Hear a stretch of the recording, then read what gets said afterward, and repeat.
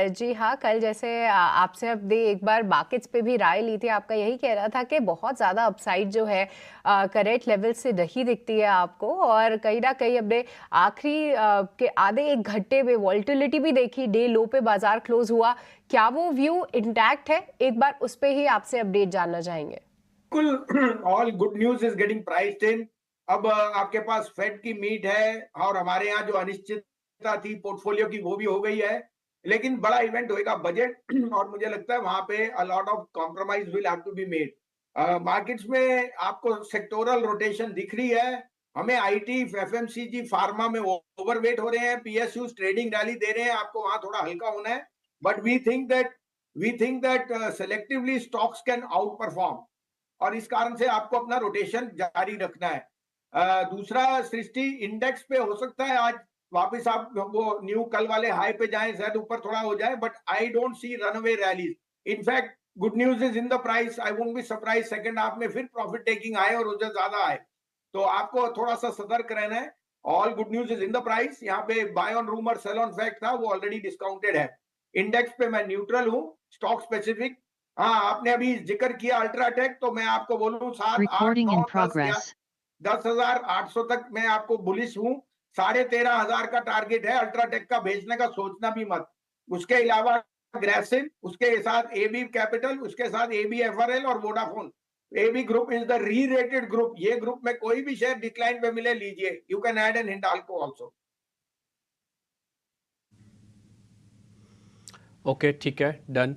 तो ये तो कुछ एक शेयर्स हो गए, आप अपडेट भी दे रहे थे। संजीव सर, कोई नए शेयर्स हैं क्या आपके लिस्ट में?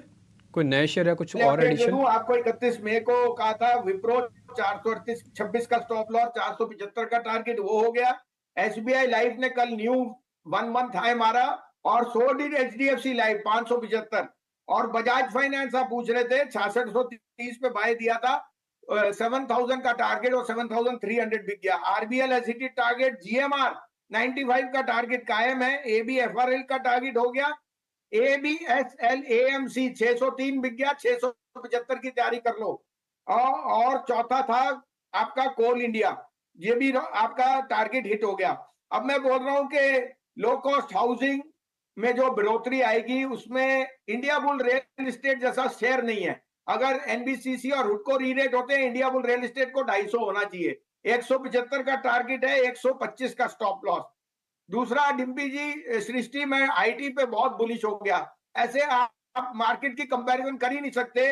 Where in the Nasdaq is hitting fresh new highs and market cap of Amazon, Nvidia, वो so IT AI is improving।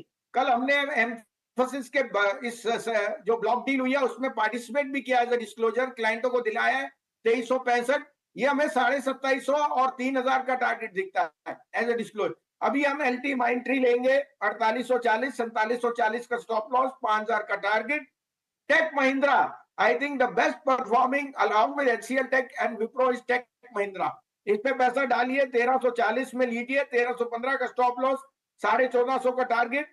और आईबीआरई 132 में लीजिए, 125 का स्टॉप लॉस, 175 का टारगेट कम से कम। आज की कॉल्स आते हुए भसीन जी की तरफ से तो क्लियरली आईटी पे वो ओवरवेट हो रहे हैं। दो आईटी दिग्गजों पे यहाँ पे आपको नजर रखनी है, एलटीआई माइंडट्री और टेक महिंद्रा। कल एम्फेसिस पे भी कॉल दी थी और इंडिया बुल रियल एस्टेट पर। भसीन जी, जो कि कैबिनेट पोर्टफोलियो एलोकेशन से जुड़े पूरे अनाउंसमेंट्स आए, क्या कोई सरकारी कंपनीज पे भी यहाँ पे नजर रखनी चाहिए? कोई खेमा जो कि इंटरेस्टिंग लगता हो आपको? तो देखिए, डिफेंस और इंफ्रास्ट्रक्चर, ये दोनों शेयरों में अभी भी वैल्यूएशन कंफर्ट है। पीएसयू बैंक्स मैं कहूंगा ट्रेडिंग में बेचिए, बिकॉज उनमें अगर आज state bank cost of deposit बढ़ा रहा है तो इसका मतलब निम्स पे प्रेशर पड़ेगा। और cost of deposit liability franchise आप देख रहे हो, क्योंकि इतना पैसा अगर सिप में जाएगा, म्यूचुअल फंड में जाएगा, तो कॉस्ट ऑफ डिपॉजिट अगर बढ़ेगा, it will cause little bit of apprehension on the NIMS. तो मैं पीएसयू बैंक से थोड़ा सा अवॉइड करूंगा, लेकिन डिफेंस और इंफ्रास्ट्रक्चर में I would say you should be invested.